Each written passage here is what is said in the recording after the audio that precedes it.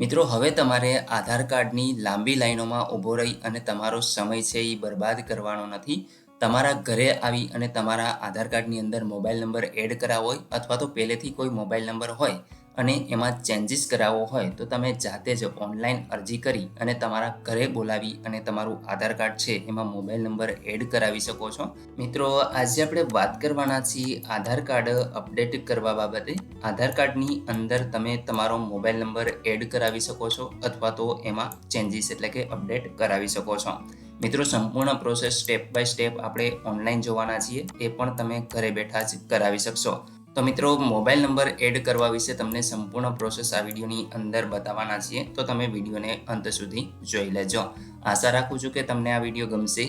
Like કરી દેજો, તમારા મિત્રો સુધી શેર કરજો અને ચેનલને સબસ્ક્રાઈબ કરી લેજો, જેથી આવી કોઈ પણ ઉપયોગી માહિતી આપ સુધી પહોંચતી રહે. તો ચાલો શરૂ કરીએ. તો મિત્રો સૌપ્રથમ તો તમારે કોઈ એક બ્રાઉઝર ઓપન કરી અને એમાં સર્ચ કરાવવાનું છે IPPB એટલે કે ઇન્ડિયન પોસ્ટ પેમેન્ટ બેંક. જેવું તમે સર્ચ કરાવશો તમને પહેલી જે વેબસાઇટ જોવા મળશે એના ઉપર તમારે ક્લિક કરી દેવાનું છે. અહીં મિત્રો તમે જોઈ શકો છો ઇન્ડિયન પોસ્ટની જે ઓફિશિયલ વેબસાઇટ છે ઓપન થઈ જશે.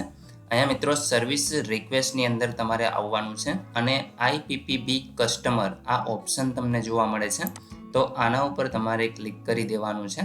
જેવું તમે ક્લિક કરશો અહીંયા આપણે door step banking service request form આ તમે જોઈ શકો છો કે તમારા ઘરે આવી અને આ લોકો સર્વિસ છે આપે છે. તો મિત્રો એમાં કઈ કઈ સર્વિસો છે તમે જોઈ શકો છો. નીચે તમારે સ્ક્રોલ કરાવવાનું રહેશે. અહીંયા આપણે તમને એક ઓપ્શન જોવા મળશે આધાર મોબાઈલ અપડેટ. આ ઓપ્શન ઉપર તમારે ટીક માર્ક કરી દેવાનું છે. તમે ટીક માર્ક કરી મિત્રો અહીંયા નીચે સ્ક્રોલ કરાવશો તો તમારે આ ફોર્મ છે એ ફિલઅપ કરવાનું છે. અહીંયા આગળ મિત્રો તમારે તમારું જે ટાઇટલ છે એ સિલેક્ટ કરી લેવાનું છે, તો આપણે અહીંયા સિલેક્ટ કરી લઈશું. તમારું અહીંયા આપણે ફર્સ્ટ નેમ નાખવાનું છે, ત્યાર પછી લાસ્ટ નેમ આ ખાનાની અંદર નાખવાનું છે. જેટલી પણ આ રેડ ફુદરીના ખાના તમને જોવા મળે છે આ તમામ કોલમ તમારે ફરજિયાત ભરવાના રહેશે. અહીંયા મિત્રો તમે જે પણ મોબાઈલ નંબર આપવા માંગતા હો એ મોબાઈલ નંબર તમારે લખી દેવાનો છે. તમારું ઈમેલ આઈડી તમારે આપવું હોય તો આ ખાનાની અંદર તમે લખી શકો છો.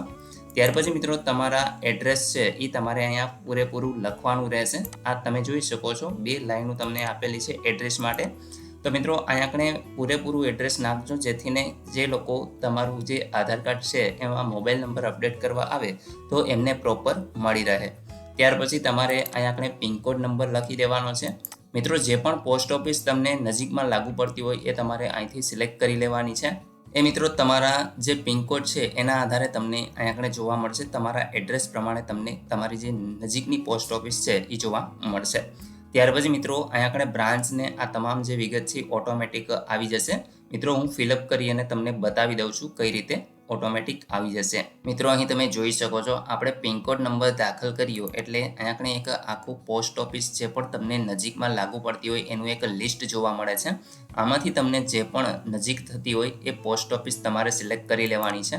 તો એ પ્રકારે તમારે અહીંયા આપણે બ્રાન્ચ છે એ ઓટોમેટિક આવી જશે. ડિવિઝન, ત્યાર પછી રિજિયન, અહીંયા જે સર્કલ, એ તમામ વસ્તુ છે એ તમને ઓટોમેટિક ફિલ થતી જોવા મળશે.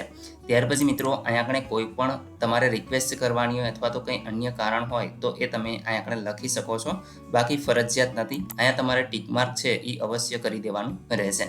હવે મિત્રો અહીંયા ટીક માર્ક કરશો તમે જોઈ શકો છો. આ લાઈન તમે વાંચશો તો અહીંયા આપણે જે પણ ડોર સ્ટેપ એટલે કે જે તમારા ઘરે જે વ્યક્તિ આવે છે તમારું આધાર કાર્ડ મોબાઈલ નંબર અપડેટ કરવા માટે, તો એમનો એક નોમિનલ ચાર્જ છે એ તમારે ચૂકવવાનો હોય છે. તો એ મિત્રો તમારે ચૂકવવાનો થશે એવું અહીંયા આપણે કહેવામાં આવે છે. ત્યાર પછી મિત્રો જે આ તમને કેપ્ચા જોવા મળે છે, કેપ્ચા તમારે આ ખાનાની અંદર લખી અને સબમિટ કરી દેવાનું છે. એટલે મિત્રો તમારે અહીંયા આગળ તમારું જે સર્વિસ રિક્વેસ્ટ નંબર છે એ તમને મળી જશે અને એ નંબર તમારે સાચવીને રાખવાનો છે.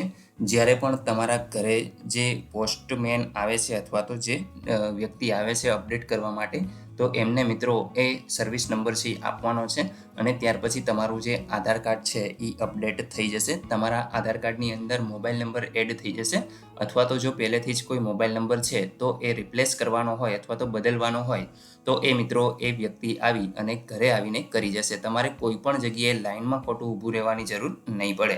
તો મિત્રો આ એક સારી સેવા છે એ ઇન્ડિયન પોસ્ટ પેમેન્ટ બેંક દ્વારા શરૂ કરવામાં આવેલી છે. જો તમારે આનો લાભ લેવો હોય તો આ વિડીયોને વધુને વધુ શેર કરજો, જેથી તમારા જેવા જ લોકો અન્ય જે હેરાન થાય છે, જે એ ઘણી બધી લાઈનો અને ઘણા બધા દિવસો સમય બધું બગાડે છે. તો એ લોકો છે એ આનો લાભ મેળવી શકે.